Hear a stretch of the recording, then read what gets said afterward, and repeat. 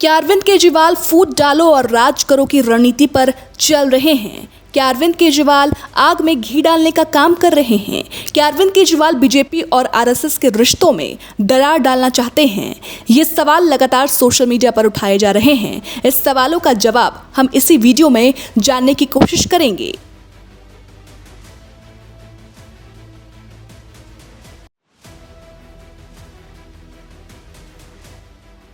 आम आदमी पार्टी के संयोजक और दिल्ली के पूर्व मुखिया अरविंद केजरीवाल अपनी अलग ही तरह की राजनीति के लिए जाने जाते हैं। अब वे परिपक्वता नेता की तरह रणनीति भी बना रहे हैं और अपने विरोधियों को घेरने का काम भी कर रहे हैं।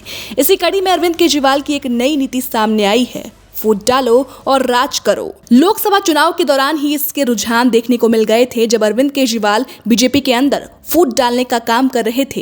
अरविंद केजरीवाल लगातार बोल रहे थे कि उत्तर प्रदेश के मुख्यमंत्री योगी आदित्यनाथ से बीजेपी इस्तीफा ले लेगी, उनकी सीएम कुर्सी खतरे में है, लेकिन ऐसा नहीं हुआ। अब भी यूपी के सीएम योगी आदित्यनाथ ही हैं।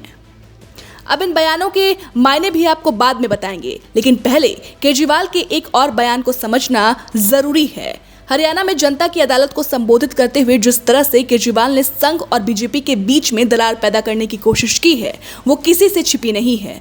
उन्होंने पूरा प्रयास किया कि बीजेपी अब आरएसएस की एक नहीं सुनती है, बीजेपी अब आरएसएस के दिशा निर्देशों को नहीं मानती है।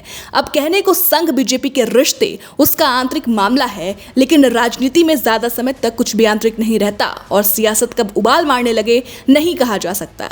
चाहे अरविंद केजरीवाल संघ और बीजेपी के भीतर, बीजेपी और संघ में कितनी भी दरार डालने की कोशिश कर लें, लेकिन ऐसा संभव नहीं है, क्योंकि संघ और बीजेपी के जो रिश्ते हैं वो जग जाहिर हैं।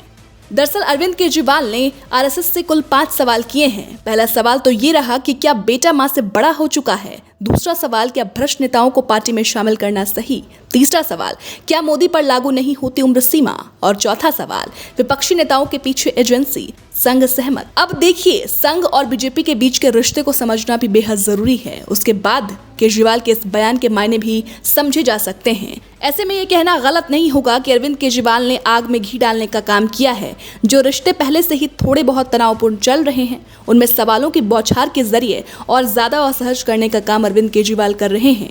लेकिन शायद अरविंद केजरीवाल भूल गए कि ये बीजेपी है, ये संघ है, और बीजेपी और संघ के बीच में दरार बढ़ाना बेहद मुश्किल है। अरविंद केजरीवाल कोई भी राजनीति करें, लेकिन जिस तरीके से वो लगातार प्रयास कर रहे हैं कि बीजेपी के अंदर फूट डल जाए, ऐसा होना कतई संभव नहीं लगता। अब अरविंद केजरीवाल के पुराने बयान पर आते हैं। वे जानबूझकर इस रणनीति पर आगे बढ़ रहे हैं। उन्हें खुद सियासी रूप से इसका फायदा नहीं हो रहा। लोकसभा चुनाव इसका सबसे बड़ा प्रमाण है, लेकिन प्रमाण भी ये बीजेपी को इसका नुकसान भी हुआ।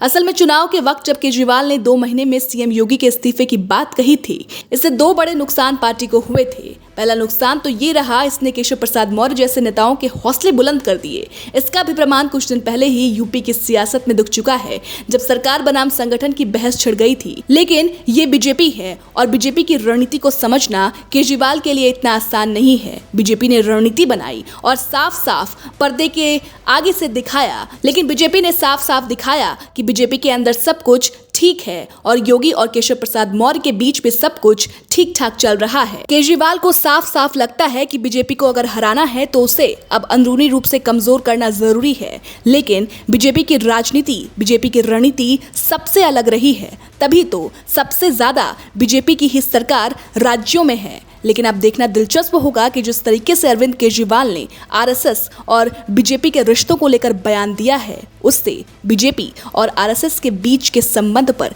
क्या प्रभाव पड़ता है। इस रिपोर्ट पर आपकी क्या राय है, हमें कमेंट कर जरूर बताएं।